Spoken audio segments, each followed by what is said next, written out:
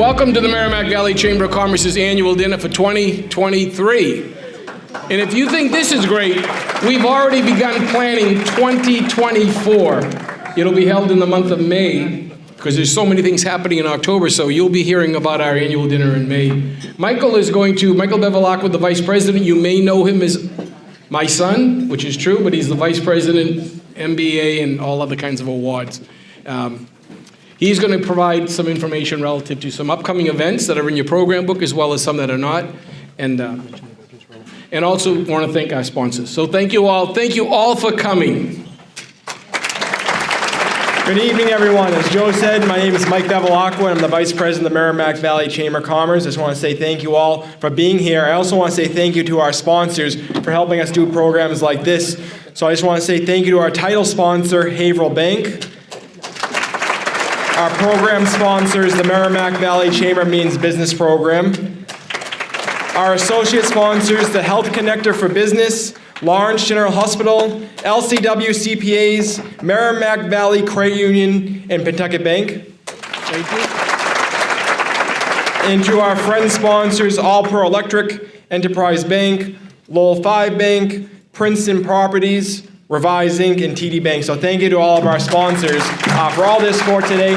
Their advertisements are in the books you'll see as well, so make sure to support them as well. The Merrimack Valley Chamber of Commerce, has over 100 programs for each and every one of you each and every year. We have a lot of great things coming up. Next week, we have a networking mixer at the Methuen Sons of Italy with a wine tasting. We have a paranormal discussion at Smolak Farms on the 16th. We also have a Women in Business Conference that will be taking place right here at the Phoenician Restaurants right upstairs on October 23rd. It's a great program for your women in business right here in the Merrimack Valley. We also have a great Veterans Assistance Series. Our Veterans Program will be taking place, our Thank You to Veterans Program will be taking place on November 4th, the Friday. It is free for all veterans to attend.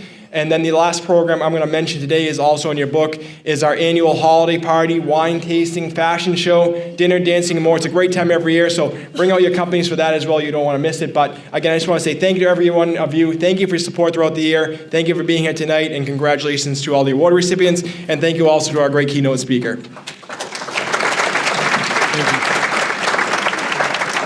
And let me say, we do over 100 programs a year in literally every community, every type of venue, small, mid-sized, large events. And I want to say thank you to the people that really make it possible. And unfortunately, too many times I get recognized, but I'm not the one. I want to say thank you to Mary Beth O'Reilly, who is back there somewhere. There she is. And to Michael, our Vice President. They really make things happen, and everything you see here today was done by them, in addition to 99 other programs. So I want to say thank you. And I want to say thank you to you because you are part of the largest, most effective, most awarded Chamber of Commerce. So if you look at nationally known speaking programs, it was the Merrimack Valley Chamber of Commerce. If you look at internationally known programs, awarded to the Merrimack Valley Chamber of Commerce for Economic Development. New England-wide Economic Development Initiatives, Program of the Year, awarded to the Merrimack Valley Chamber of Commerce. It goes on and on and on because we care about you, the member. It doesn't matter what size you are, how large, how small. It doesn't matter how big, how many employees. We're going to try to help. And with the connections we have with everyone, we get things done. So we want to say thank you to all of you. And a special thank you to our chairman, our executive committee, and our board of directors. Raise your hand if you're a member of the board of directors and say, we want to recognize you.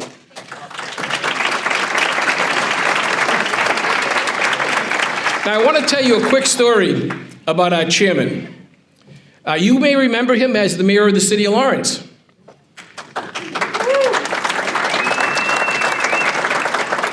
I want to tell you a story. We started working with a guy you may know as Sal Lopoli, who was trying to develop the Riverwalk. And we were literally soliciting a very, very prestigious organization that did not want any publicity of coming to Lawrence at the time, when Lawrence was known for not very positive things. The then mayor, Kristen, you've heard this story before, Michael Sullivan said, well, we'll have a meeting, listen to this, on Sunday morning at 10 a.m., the morning of the Super Bowl playoffs, Mr. Chairman, correct? It was a playoff. It was a playoff. But we went. But not only did I go, he had every key city department there to meet with them. The Riverwalk, and I tell this to Sal, and Sal agrees, would not have happened. And again, Sal's propelled to over 6 million square feet of space now. Would not have happened without Mayor Michael Sullivan. Is Kevin here? Is Kevin here? Kevin here? Not yet. I'll tell you a story about Kevin Sullivan when he gets here. He's on his way. We're going to recognize Mayor Fiorentini, a very similar, efficient mayor who's done a great deal, and I see we're going to recognize him in a few moments as well. But Michael is now the chairman of the board of directors. The board obviously provides the direction and the leadership to the chamber, provides all types of guidance. We're going to recognize Michael, and Michael is going to be the person who'll say a few words, and then he'll introduce our very, very special guest. And please give our special guest a round of applause, because it is so easy. And because we deal with the state officials all the time, it is so easy for the state officials to say, I don't have time, or come to my office in Boston. But as soon as we asked her, the first thing she said is yes, when, and where. So thank you, Madam Auditor. So the chairman of the board, Michael Sullivan.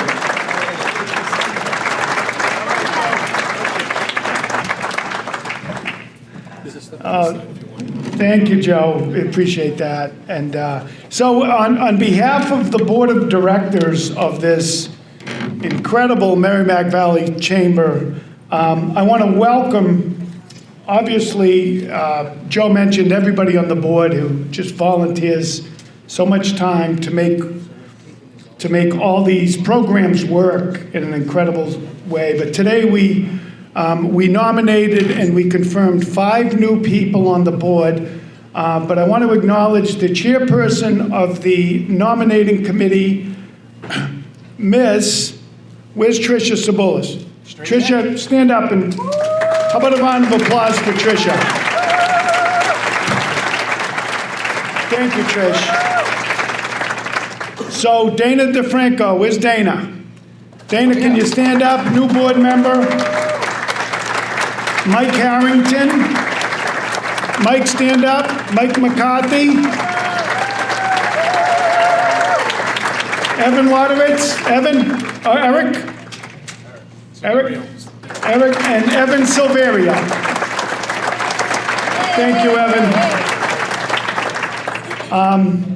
I want to also Joe had mentioned the incredible work that this organization does with 3 people. Joe and Michael do incredible work. It's 7 days a week, 365 days a year. Incredible work, but the organizer, the real brains behind the operation is Mary Beth O'Reilly back there. How about a round of applause to Mary Beth? The hundreds of programs that Michael and Joe put on are just very classy. It's a pleasure to serve on this board. I want to acknowledge a couple of people. The longest serving member of the board of directors, Mr. Steve Stepinski. Where are you, Steve? 45 years and counting on the board of directors. And the second leading is Dennis McCarthy. Where are you, Dennis? And how about a round of applause for Dennis McCarthy? And last but not least, the chamber ambassador. Where is Miss Tommy? Mr. Spitaleri, the chamber ambassador, right here, Tom. Thank you for being with us today. And we have a great program ahead. So I'm going to turn it back to you, Joe. I'm going to introduce our guest speaker. So we have a Merrimack Valley person who had a passion for politics not too long ago when she decided to run for state rep in the Methuen area. And I remember my mom, who lived at the Methuen Villages, it's probably about 7 or 8 years ago. My mother said, some crazy lady showed up on a motor scooter and handed me a campaign card, and I'm going to vote for her. And that was Diana. Diana was a trailblazer, a young person that had so much passion, went on then to become our state senator, and then decided to run for a state position as the auditor of the Commonwealth of Massachusetts. So our very own Diana DiZoglio. Come on up, Diana.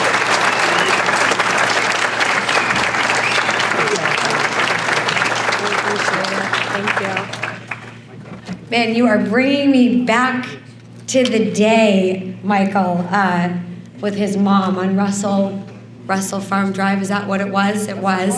And Russell Farm. And knocked on every door on that street. Every door on that street. And your mother was incredibly gracious, as has been your entire family, to this region. So thank you for that. Loved your mother. Honor her memory, honor you, honor your family. I really appreciate those kind words of introduction, Michael. Thank you so much. It means a lot to me. Thanks so much to Joe, to Michael, to the entire Merrimack Valley Chamber of Commerce family here today. It is my incredible honor to be able to be back in my home area. I live about 6 minutes down the road. It was a lot easier to get here tonight than it has been to get to a lot of my other engagements recently that have taken me to Western Mass and the Cape and the South Shore and all of the places. We have a very big state, my friends. I've been learning about every corner of it, and it's been very exciting. But my favorite place to be, and yes, I say this in other places as well, is right here at home, where I was born, where I was raised, where I bought my home, and where I love to live, do my grocery shopping, go for my jogs, hang out at the restaurants with you all, go to the karaoke nights when they're available, and have some fun. But what a great honor to be here tonight. And again, thanks to Joe and to the Merrimack Valley Chamber of Commerce family. I wanted to just start with a very brief introduction of myself a little bit. I feel like even though most of us have known each other for many years, I'm finding as I've been doing this new job of state auditor that a lot of people still don't know my full story about where I came from, who I am, why I'm doing what I'm doing, or what I am doing right now. So I want to just take a couple of minutes to break that down. So my name is Diana DiZoglio. During this wonderful Italian Heritage Week, I have my red on. I was at the flag raising in Boston today, celebrating. Joe, you know you appreciate that. But I was born in the city of Methuen to a 17-year-old single mother. I was actually born on what would have been, had she not had me, on what would have been her graduation day from Methuen High School. And I grew up housing insecure. We moved around a lot during my childhood, depending on where my mom could find work as a young nurse's aide. And I ended up going through the public school system here and graduating from Methuen High after a period of moving around from Methuen to Lawrence to Methuen. I know there's a lot of folks here from both Lawrence and Methuen and Haverhill as well and beyond. But I moved around quite a bit and eventually ended up graduating from Methuen High School. I ended up going off to Middlesex Community College, which was an associate's degree that I could afford thanks to our state's investments in families like mine. From there, I ended up earning a seat at Wellesley College and a scholarship that went along with it, and was able to go on to become the first in my family to graduate. Knowing that it was through the investments of others that I was able to see some future success, that is what inspired me to give back to our community in whatever way I could. And since I couldn't do so financially, I got into community service. I worked in nonprofits. I worked at the United Teen Equality Center in the city of Lowell, working with underserved kids in our communities. I worked at Girls Inc., serving in a volunteer capacity for a while, doing a lot of stuff with their after-school programs. I simultaneously, through these years, was doing what a lot of working families do. I had some side hustles going on. So I was doing this nonprofit work, and then I was waitressing, thanks to all of our wait staff in the back. Tip your bartenders, my friends. They work hard. But I was waiting tables, I was cleaning houses, and I was doing this nonprofit work. And I had all these different side hustles going on, and it was during that time period in my life that I got offered a job working at the State House in Boston. And full transparency, folks, I had no idea what was going on in state government during that time in my life. I, had these different jobs. I was, like I said, working in the community, loved our community, wanted to help people in our community. But, I didn't know what was going on in state government. That's why I've been such a passionate advocate for civic education in our school systems. But I ended up going in and applying for this job, and it was working for a local representative at the time who represented a portion of Lawrence. And he wanted somebody who came from the area who could speak fluent Spanish, and I had learned how to speak Spanish. And he said, well, you're from the community, you're working hard. I want somebody working in my office that can assist. And I ended up getting the job. And I went to go work at the State House, and I learned really quickly about all the great things that our state government can do to help working families in our communities, from investing in early education and care, to public education and public higher education, to making sure that we're making appropriate investments in transportation and public safety and healthcare, to making sure that we are fighting for our small business community. I learned about all of the great things that state government can do, but I also, during my very short time working as a legislative aide, years and years ago, as a younger woman in my 20s at the time, I'm 40 now, as a younger woman in my 20s, I was sexually harassed while working at the State House in our own House of Representatives. And the way that they thought it was appropriate to make that stop happening back then was to fire me. That way the problem would just go away. But, true to Merrimack Valley fashion, I did not let them get rid of me or keep me quiet, and I did not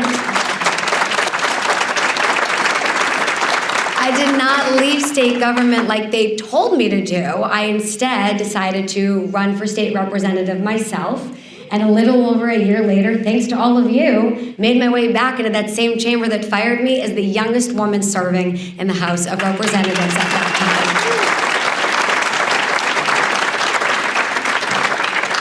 time. And I'm waving to some of the folks whose doors I knocked on. Hey, Sheila, you remember that year? 'Cause I remember knocking on your door. Arnold Street, right? Yeah, I remember.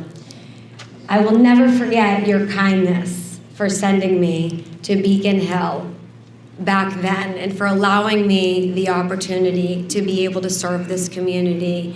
Since that time, I have served with all of my heart, mind, and soul, and tried to do the best that I can to make sure that we have representation up on Beacon Hill. It has been an incredible opportunity, but it has also been incredibly challenging.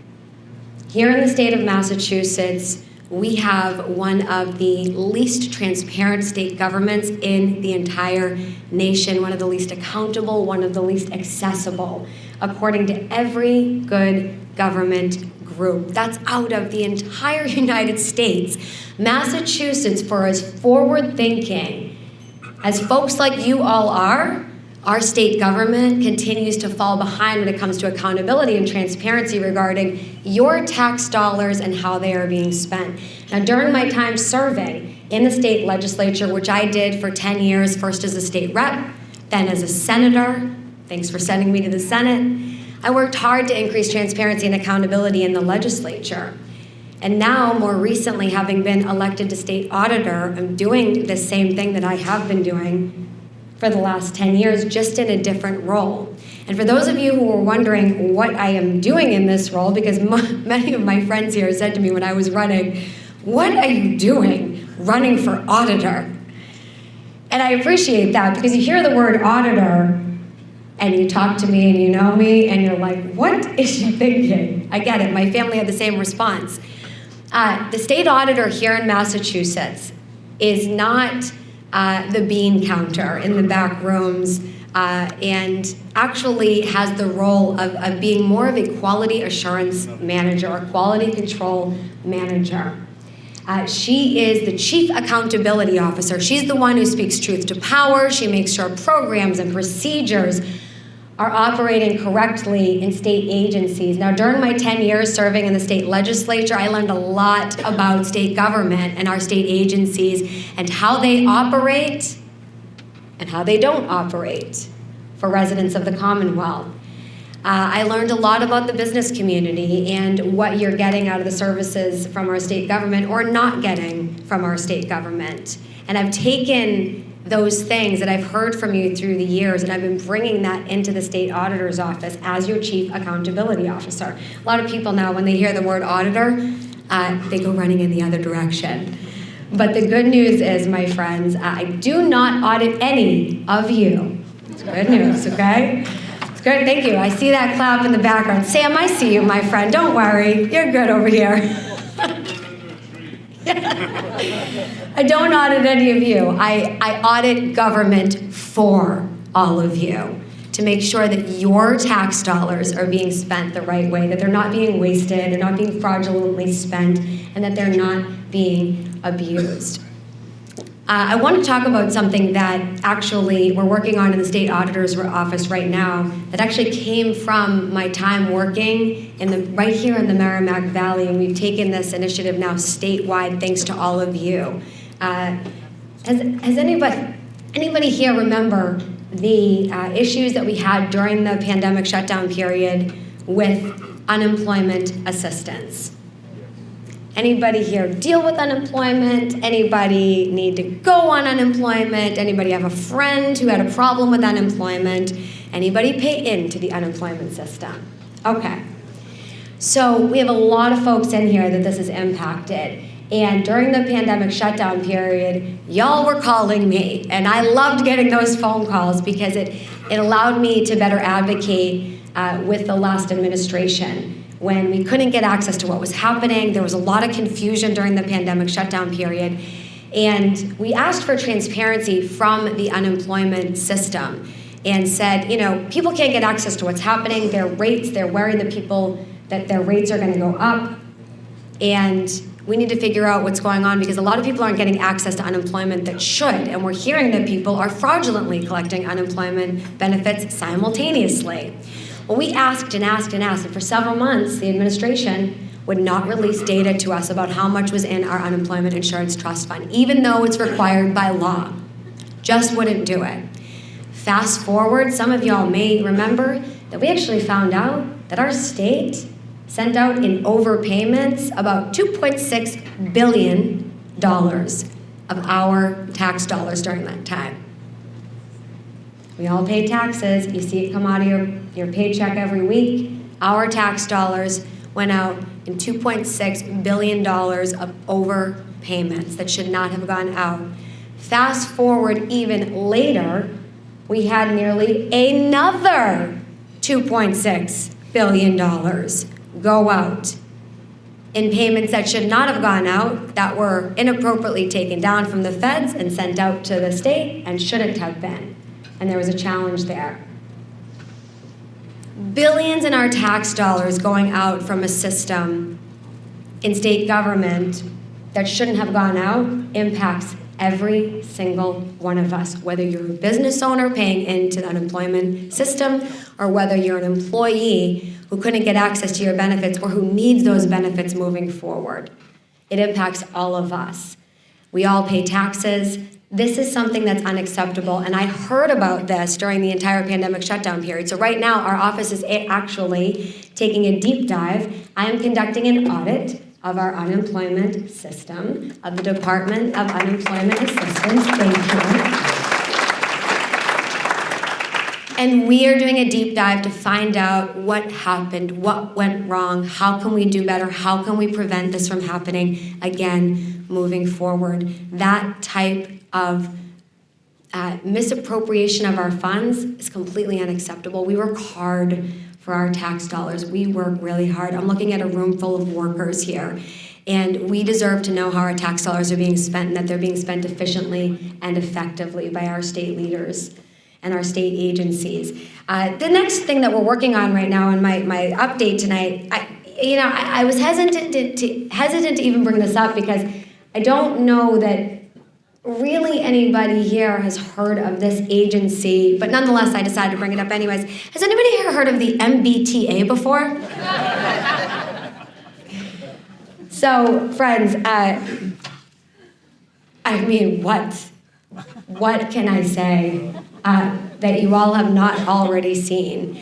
Look, friends, it is beyond unacceptable that we in this state have a transportation system that is, funded in the billions and billions of our tax dollars that is failing residents across the Commonwealth. Still, we had trains catching on fire, we have ceiling tiles falling, we have now the most recent debacle with the Green Line issue, with the tracks not being laid appropriately, that people can walk faster than the train is able to go. This is not acceptable. We need to do better. And I know, because I'm from the Merrimack Valley too. Again, I live right down the street. Maybe not all of us take the T every day, right? But a lot of your employees do. Maybe not all of us necessarily take a bus every day or a train every day, right? We live, far away from Boston, so it's a little bit different out here. Some folks take the commuter rail in. But everybody pays into that system, that failing transportation system. And people say to me, well, what can you do in the auditor's office? You're not a transportation expert or anything like that. No, but we do have some incredible folks working in our office that's actually made up of over 200 folks that are dead set on making sure that we hold the MBTA accountable by analyzing their processes, their procedures, their contracts, to try to make sure that we're doing everything we can to help them get better in what we are now conducting, which is a performance and safety audit of the MBTA, in which we're going to take a deep dive. We are taking a deep dive into what's going on there. Now, we don't expect that this is going to save the day at the MBTA. We know that we need a lot of work, but we're doing our part to make sure that our investments are being used more appropriately so that we can make government work better for everyone, and that includes our public transportation system. I wanted to then, just talk about I say briefly, but hello, Joe, we know. I talk a lot. I know. He said 10 minutes, and I'm like, great, so I got 25. That's fantastic. I'm just kidding. A lot at that time. You're a lot at that time. This is the next thing that we're working on. This has been the topic that I know most of you have heard about the most, but we are conducting an audit of the state legislature.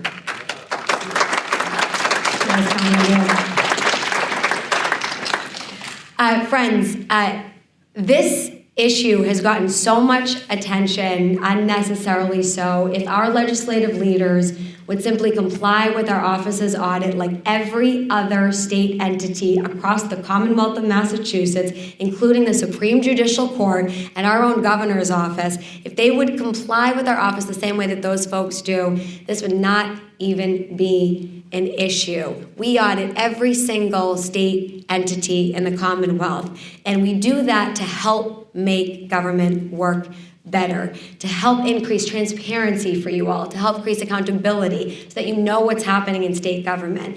I talked at the very beginning of this about how our state government is ranked as the least transparent in the entire nation.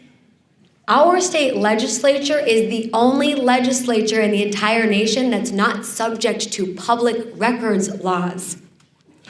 Now, I see in the room here Mayor Fiorentini and Martha. It is great to see you both. Mayor, thank you so much for your years of service. I know it's your last year.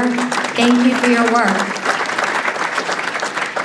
Now, mayors and other municipal officials, like the great Jim Fiorentini, know and understand that public records are just a matter of doing business. Our cities are subject to public records laws.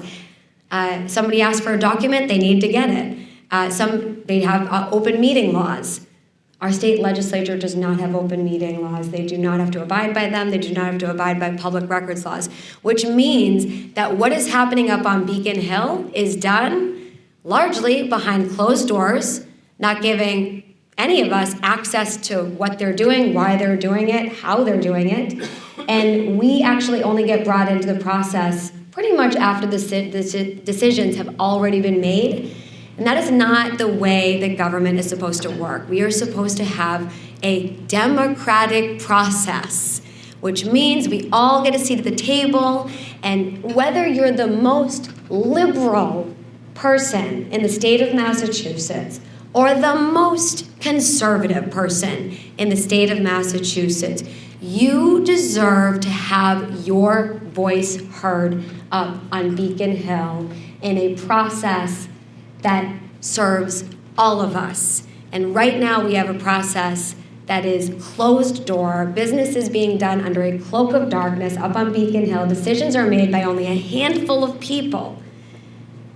And then laws are passed down to the rest of us from a very, very small group with little or no participation from the public. We have bills that are passed sometimes without public hearings, and we have bills that are passed many times without reps or senators even getting to read the bill before they vote on it.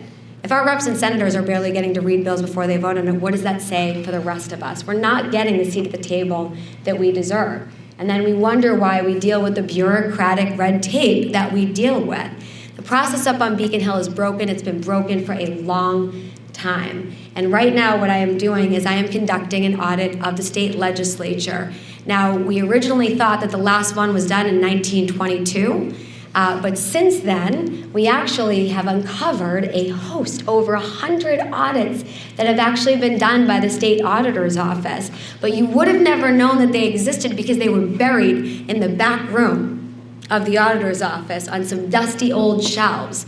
We did our research, we found that these audits existed, demonstrating precedent that audits of our state legislature have actually happened at least 113 times throughout history, and they only stopped happening in recent years. Now we know that in recent years, we've seen several indictments in the House of Representatives. We've seen that, unfortunately. And it was during that time that these audits stopped happening of our state legislature. We need to make sure that our government is working on our behalf and not operating under that cloak of darkness. And this legislature that we are conducting right now is going to help to shine a light. Sunlight is the best disinfectant, to shine a light in the dark places of our state government to make sure that all working families, regardless of our family background, bank balance, or zip code, have a seat at the table where the decisions are made. But because we've had some pushback from Beacon Hill leaders, I am here tonight asking for all of your support. You may have heard that I am also simultaneously pursuing a ballot initiative alongside of the audit that our office is conducting. I have asked the Attorney General to step in and to allow us to proceed to court to make sure the legislature complies with this audit. We haven't heard back yet, so we have a plan B. And the plan B is that we take this to the ballot, we let the voters decide, and we give voters the opportunity to make it crystal clear to legislative leaders that we expect them to be accountable to us about how they're spending our tax dollars. And we expect them to be transparent to us about why they're making the decisions that they're making and how they're making those decisions. I need 75,000 signatures to get this issue on the ballot by November 22nd. November 22nd. How many do you have? So we have over 10,000 right now, but we have 7 weeks to go. We have a lot of work to do, my friends. Now, we are going to make this happen. We are going to succeed. I have not one doubt in my mind that we are going to succeed in this. We're going to make it on the ballot.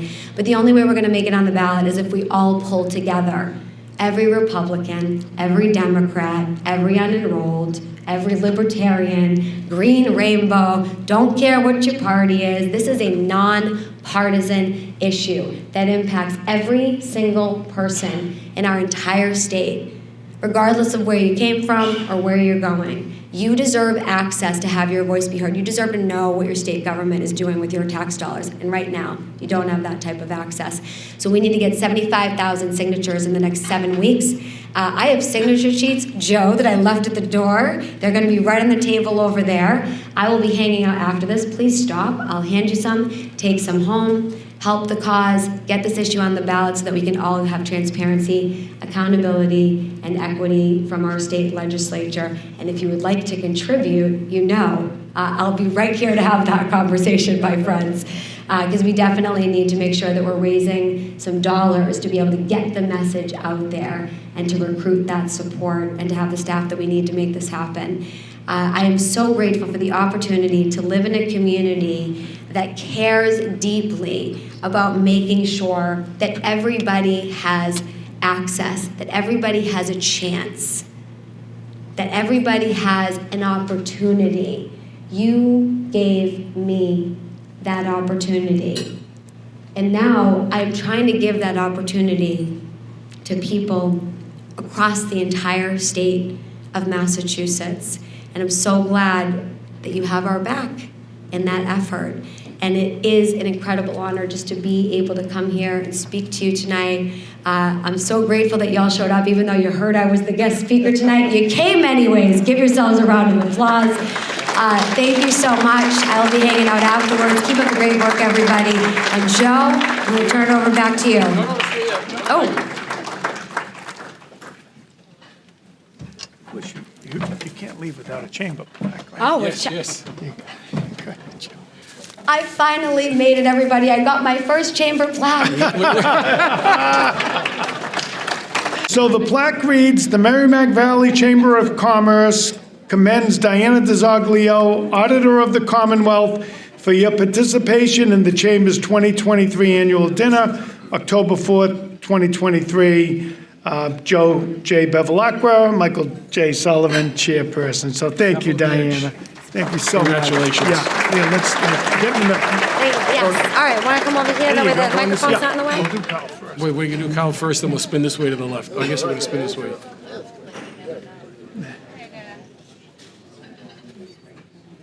Thanks, You Michael. can get the plaque protector. Oh, I like that. Thank you so much. All right, Careful thanks, going guys.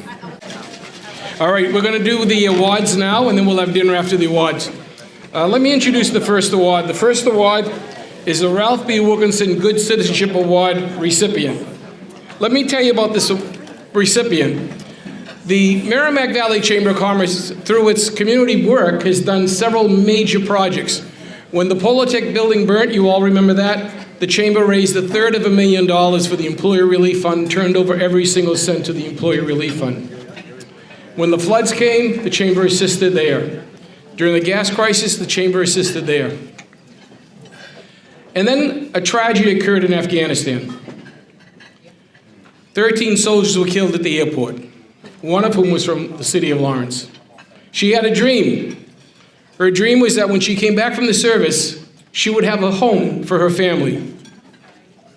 Unfortunately, she wasn't able to personally fulfill that dream because she was killed in action. The chairman of our board, Michael Sullivan, said the Chamber should do something. And what he said is, use the power of the Merrimack Valley Chamber of Commerce to help the family. The family was able to buy the home, but the home was in deplorable condition. It was unable to be occupied. And Michael, I'm sure he'll tell you about the people he coordinated with, said, we can do better. And through the efforts of the Chamber was able to find people to donate their services, donate supplies, donated materials, and completely gutted the home. Under the leadership of the chairman of the board of the Merrimack Valley Chamber of Commerce, Michael Sullivan, who each and every day reminded everyone this was an important program of the Merrimack Valley Chamber of Commerce. And we were doing this in addition to all the other things we were doing. But the chairman persisted.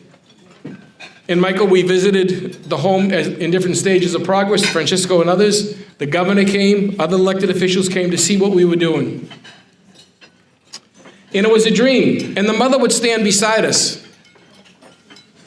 and couldn't be happy because she was sad that her daughter was not next to her. Do you remember she would say that? I never forgot that.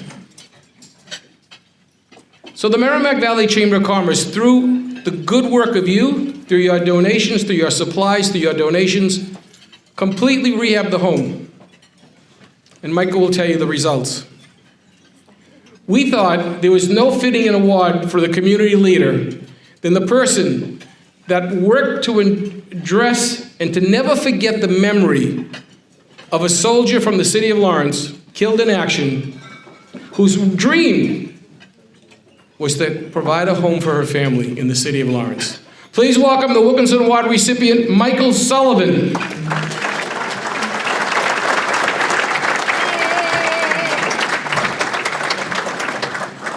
It's your acceptance speech. Thank you, Joe, and again, thank you for this honor. This is a group honor. I want to just take a minute and acknowledge my family. I want to acknowledge somebody who served on this chamber board for probably 30 plus years. My mother, Anna Sullivan, who served on the board till she was about 90 years old, and she was on the revolving loan committee. I want to acknowledge my family, my wife, Kristen, my brother, Tom, my brother, Mark, his wife, Diane, my kids, Casey, Michael, nephew, Thomas. And I want to say that these people, anything we've done is always about the family and about the team. And we all understand how important the Chamber of Commerce is. But more importantly, how important giving back is. I want to just tell you a quick story about Johanny and this road that we were on over the last couple of years. I got a phone call from a fellow named Francisco Urena, a fellow who served this country well, a war hero, and the previous Secretary of Veterans Affairs, USMC Sergeant. Francisco, stand up, please. I want everybody to give Francisco a round of applause.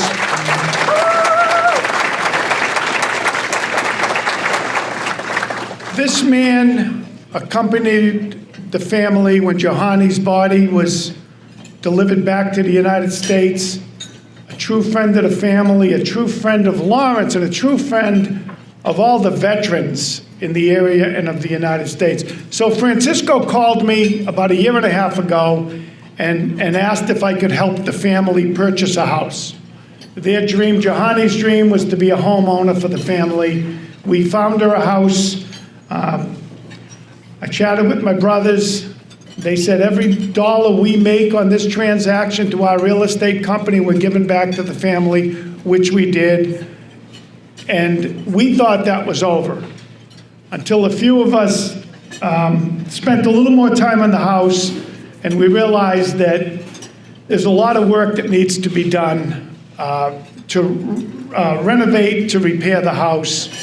So I called Joe up, and I said, Joe, I told him the issue, and I said, is there anything we can do through the Chamber of Commerce?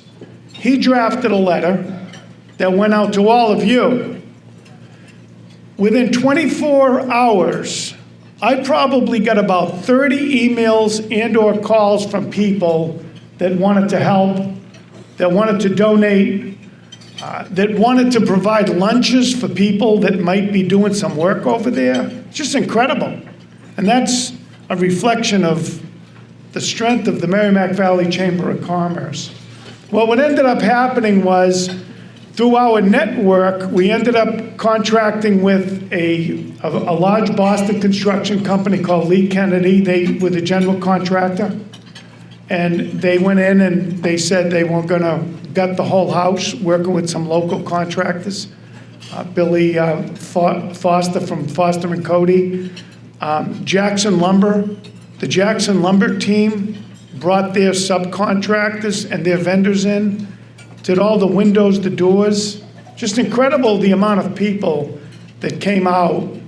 The city of Lawrence was there every other day with special permitting, inspections. I want to acknowledge a very special person from the city of Lawrence. Frank Bonet is here. Frank, where are you? Frank Bonet was the personnel director for the city. He's done a great job. Mayor DePena has done a great job on this. So at the end of the day, the family is in a safe house, about $200,000 to $300,000 worth of pro bono work by some great, great people. So I am going to accept this award on behalf of a wonderful person who can't be here or who never saw the results of all of your work, a person that lost her life to make our lives better, Johanny Pichardo. So thank you very much. Appreciate this. Diana, join me here. And Diana has a citation for you as well. Wow, look at that. People really like it. Thank you. You got them all food. Well, it's for a great cause, right? Absolutely. Good job. Diana, you want to just tell them your citation? We also have a citation on behalf of the state auditor. Michael, this is cover your plaque. To the great Michael Sullivan, in recognition of receiving the Merrimack Valley Chamber of Commerce Ralph B. Wilkinson Good Citizenship Award for your outstanding work as the Sergeant Johanny Rosario Pichardo House Rehab Coordinator. Thank you for all that you do for the greater Merrimack Valley community and beyond. We love you. Thank you, sweetie. Thank you. Appreciate you. I love you, baby. That goes Thank for you. That is So what it is. good. He keeps taking my pen. All right, don't leave. All right, thank you. And I want to mention that the Chamber of Commerce has a Veterans Assistance Program, as Michael mentioned. Sal DeFranco, John Howard, Cal Williams are co-chairs of that. And as Michael mentioned, I think it's November 4th, we'll be hosting a very special Veterans Appreciation Program. Give the Sergeant another round of applause.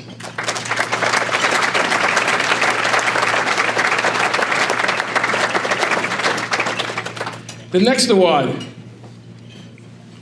Where's Michael? Michael, come up here for this one. The Emerging Leader Award. You know, one of the interesting things about the Merrimack Valley Chamber of Commerce is that we support family-owned businesses. In fact, as I mentioned, we are the most awarded Chamber of Commerce. The very first Massachusetts Family Business Association Advocacy Award was presented at Copley Place to guess which Chamber of Commerce? The Merrimack Valley Chamber of Commerce. So we understand and support highly family-owned businesses. This particular business goes back 50, 60 years, at least. I remember going to the dealership when I was a kid. I mean, literally a kid. And it went through Bill DeLuca Jr., Bill DeLuca III, and now Bill DeLuca IV. And what the Chamber has created under the leadership of the Board of Directors, Michael coordinates it, come up here, Michael, is a young people in business program called our Next Generation Leaders Program. And we want to recognize young emerging leaders who will become the business leaders of tomorrow, the chamber leaders of tomorrow, and the community leaders of tomorrow. And Michael, we have an emerging leader presentation to make too. I'd like to welcome and congratulate the 2023 Merrimack Valley Chamber of Commerce Emerging Leader Award recipient, Bill DeLuca IV. Yeah, you got to come up.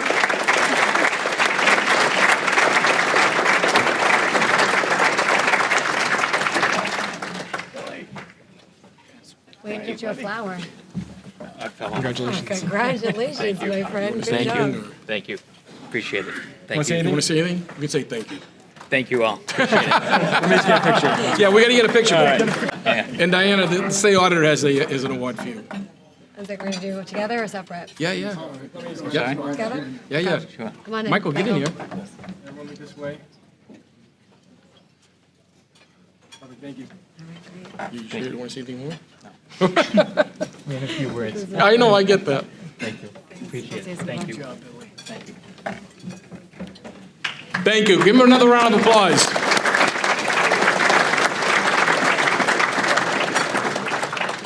The Merrimack Valley Chamber cares deeply about the people within the valley. Through the efforts of the Chamber, last year we had at least 7 food drives, 2 diaper drives. as well as other assorted community events. This year, we've already done a book drive, we've done 2 food drives, as well as a clothing drive, and we continue to go on. So we care deeply about the nonprofits and not-for-profits that are in our region, who do so much each and every day, helping so many people, and I don't know how they do it, because the numbers grow and grow and grow and grow, and the need gets greater and greater and greater. We want to recognize one of those emerging community groups that never stops, that has never slowed down helping people throughout the region. And that's one thing about the Merrimack Valley Chamber of Commerce with these organizations. These are all regional organizations that help everyone. It doesn't matter where the city or town border is. So we want to recognize our good friend, Karen Frederick from Community Teamwork.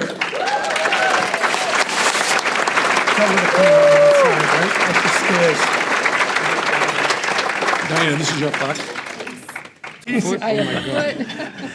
Thank you, Karen. So the Merrimack Valley Chamber of Commerce Nonprofit Award presented to Karen Frederick, Community Teamwork, October 4th of 2023 at the annual dinner. And thank you, Karen, and great job. And Diana has the citation from the state auditor. I love it. Okay, great.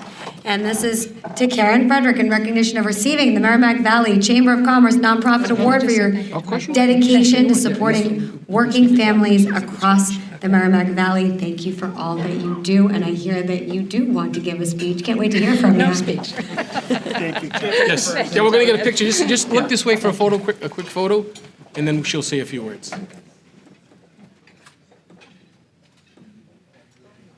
All right? Thank you. All right, Karen. Sure.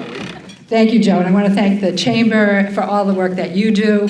And I think nonprofits are an important piece of this, so thank you so much. For those of you who don't know us, Community Teamwork is a community action agency and a regional housing agency and a community development corporation. We work in 70 communities. And last year, 58,000 people received services from us.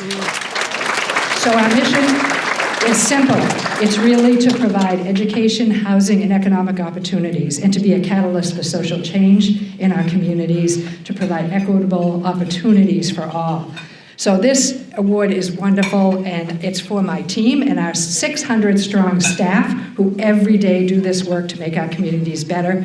Most recently working with the migrant community in Methuen, working with homeless single individuals, and building housing, which is so desperately needed in all of our communities. So thank you to my team, my board president, Sheila Oach, our 3 board members who are here today, my management team, Carl Howell, Lisa Hooley, and Ann Searwhite, our chiefs. Thank you so much for all you do, and for all of our staff who are here tonight and those who are not.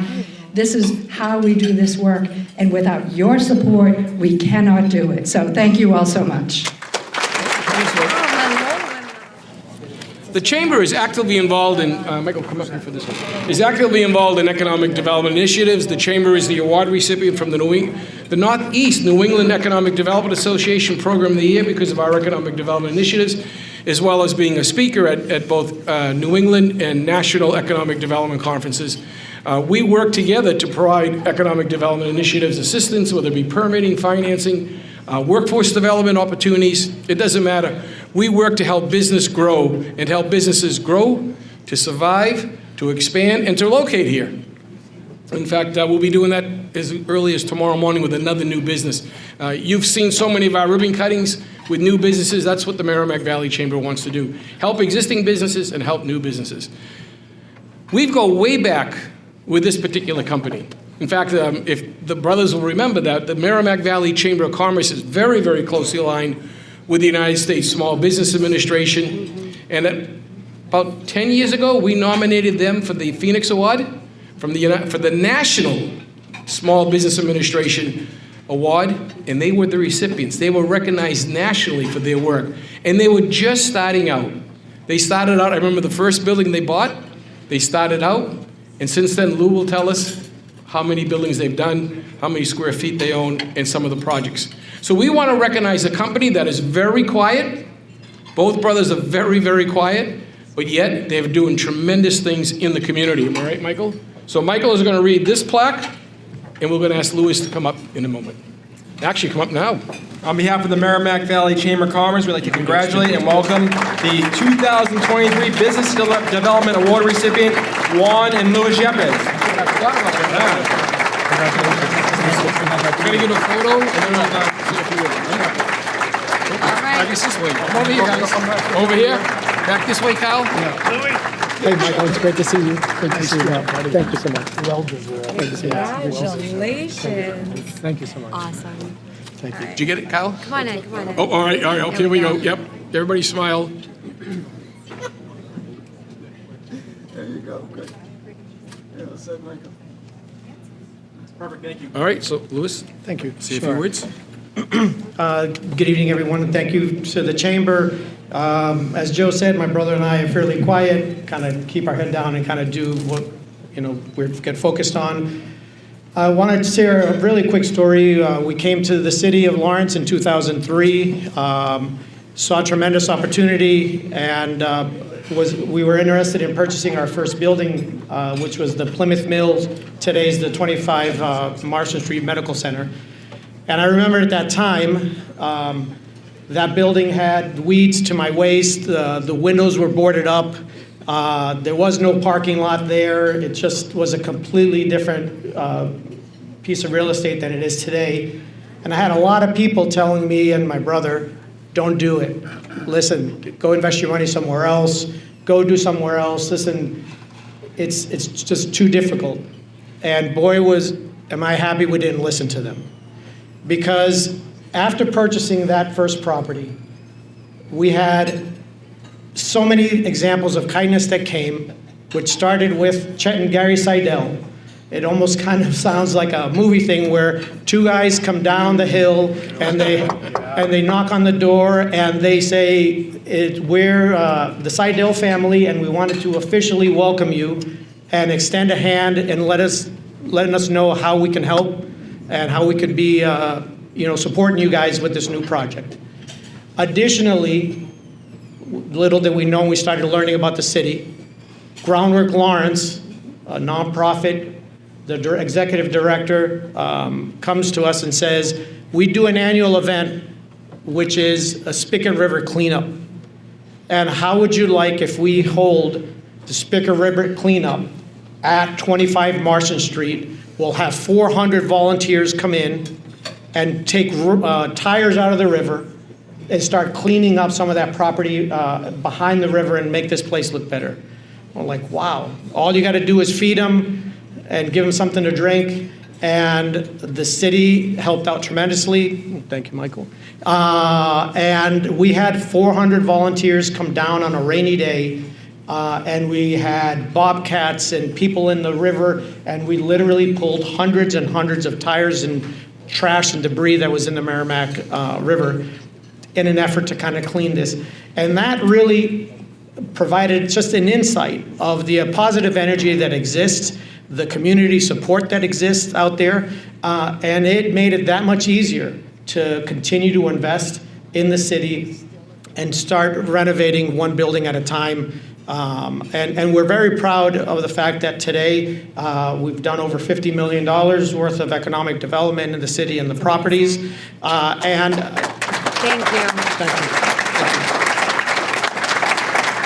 And more importantly, we know that there were plenty of people that were sitting on the fence, kind of like us years back saying, should I do this or should I not? And it along with other developers, permitted them to jump off the fence in the right direction, invest in their communities, and continue to the redevelopment. So I just want to share a really short story. Thank you very much. Thank you to the Merrimack Valley. Thank you for coming. Diana, it's great seeing you. Mike, it's great seeing you again also. And thank you. That's it. Take all your swag. Yep. You know what people, he didn't tell you, was we were actually in the Riverwalk with Senator John Kerry, U.S. Senator John Kerry, doing a program there. When the senator looked across the river at the building that he started with and said, what about that building? He didn't know that the Yepez brothers were looking at that building, and that was the start of it. The other thing that we want to mention is you want to say thank you to them, because when the gas explosion occurred, they dedicated their site that they own, the Showcase Cinema site, and that was the headquarters for months and months and months. And the Yepez brothers were always there in the family. We want to say thank you once again. And we also want to recognize your brother, Juan, because of the fact that Juan is a leader in workforce development in the Merrimack Valley, chairing the Mass High Merrimack Valley Workforce Investment Board. So no matter where you turn, the brothers are there, as well as the family. So thank you to the family. Thank you, everyone. The next award is to a public servant. Our next incredible award and I'll tell you a quick story. And again, we are in the beautiful city of Haverhill. We are at the Phoenician, by the way, the Phoenician restaurant in Bassam, by the way. Give Bassam a round of applause. He's done a great job. And Bassam and his family will tell you that the city of Haverhill is very easy to deal with when it comes to government. Now, Mayor Fiorentini was elected, I think, the year after me. I was in office from 2002 to 2010, and probably the third year after I was in office, I started realizing that I was spending more of my money in Haverhill than in Lawrence. And I think, because I started seeing the development of the downtown, etc., and I got to know Jim very well, his wife Martha very well. And I always said to Jim, you know, Lawrence, we have term limits. I'm all done after either 4 or 8 years. How long are you going to go, Jim? And he said, I'm going to try to go 1 year after Tom Brady retires. And that was the mayor's goal, and he did that. So the longest serving mayor, certainly in Haverhill, and one of the longest serving mayors in the state of Massachusetts, and has done just an incredible job. He's a street person, everybody knows him, and we are honored here today to give the Leadership Award for a great mayor, the best mayor in the country, Mayor James Fiorentini. Thank you so much, Mike. Diana, what a great speech.